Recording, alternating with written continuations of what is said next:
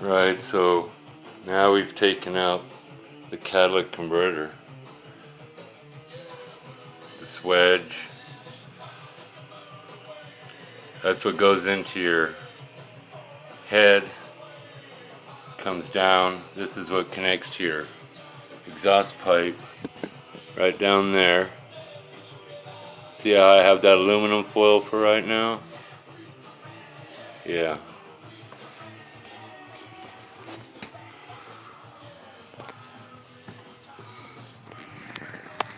So right here, you're gonna have to be careful.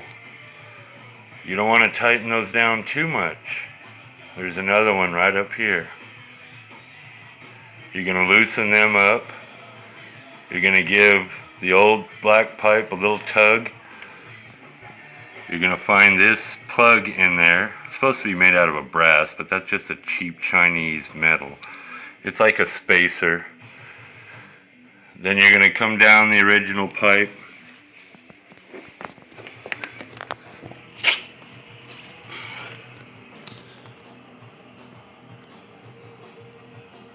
So you're gonna come down the pipe, the original pipe. You're gonna come across the catalytic converter right here. And you see these? These have a rubber grommet and a bolt and a washer. But there's no nut on the back of it.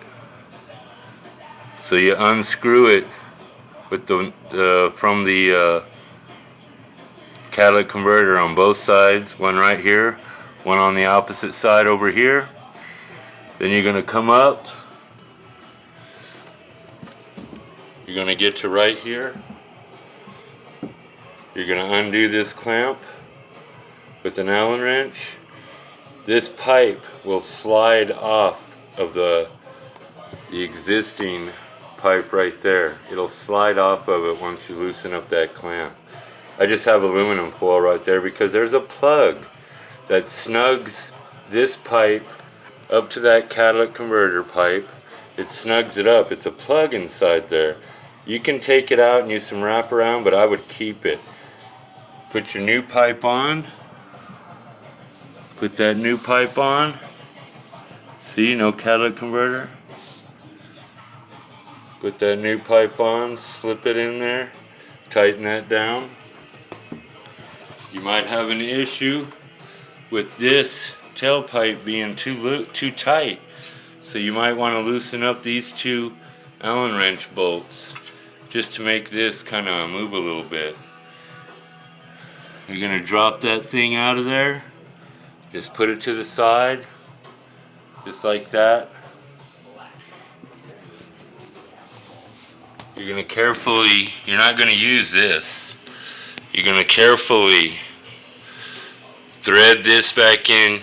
Let me tell y'all something. They got some people telling y'all you need to climb in here underneath all this, dig all this, take all this off, and find the other end of the oxygen sensor right here. Stop. Stop. Just stop. You don't need to do none of that. Leave that stuff alone. Don't mess with it. Unscrew this, right? It just unscrews. Hold it back. Put a twist in it the opposite direction of tightening. When you put this pipe back in, and now the last thing you got to do is put your oxygen sensor back in here.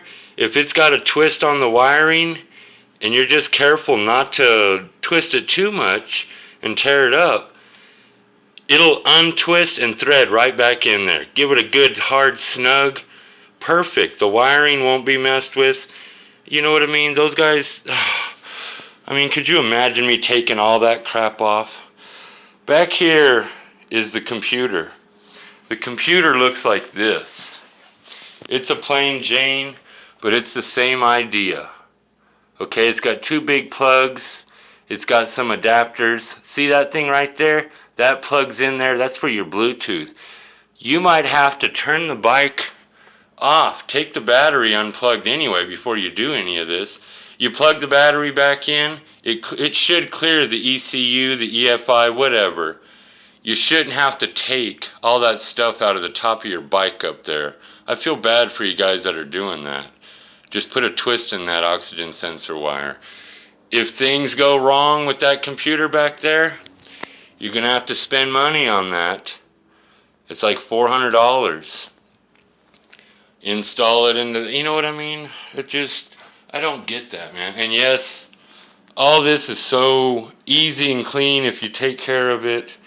Keep everything organized. Just take your time. You can do it in the kitchen of your house. There's the catalytic converter. You know what I mean? So that's it. Hope that helps.